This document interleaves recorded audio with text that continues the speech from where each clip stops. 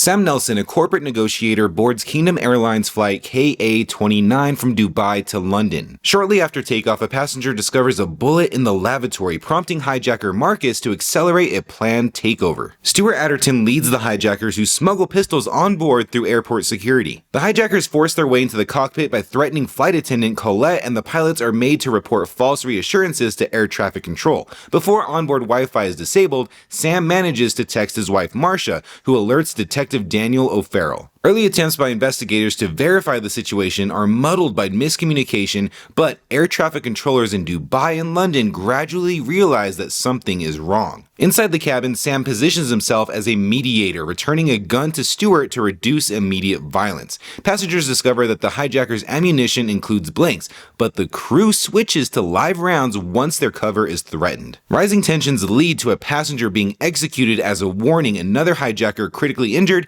and military jets preparing to intercept the aircraft. On the ground, investigators identify the hijackers as members of an organized crime syndicate. Their objective is not terrorism, but forcing the British governments to release two imprisoned crime bosses, Edgar and John. When the plane attempts to divert for medical help, the hijackers cancel the landing after learning that their own families are at risk if they fail to complete their mission. At the same time, assassins connected to the syndicate target Sam's family. Sam's son Kai narrowly escapes until O'Farrell arrives and secures him. Meanwhile, onboard conditions worsen as passengers begin to organize a revolt. The government eventually agrees to release Edgar and John. However, when police continue monitoring the brothers, Edgar orders Stuart to kill a passenger to prove the hijackers still have control. Sam prevents another death by convincing Stuart that a deceased passenger already satisfies Edgar's demands. Surveillance then reveals that Edgar and John heading towards an airfield to escape, prompting a tactical response.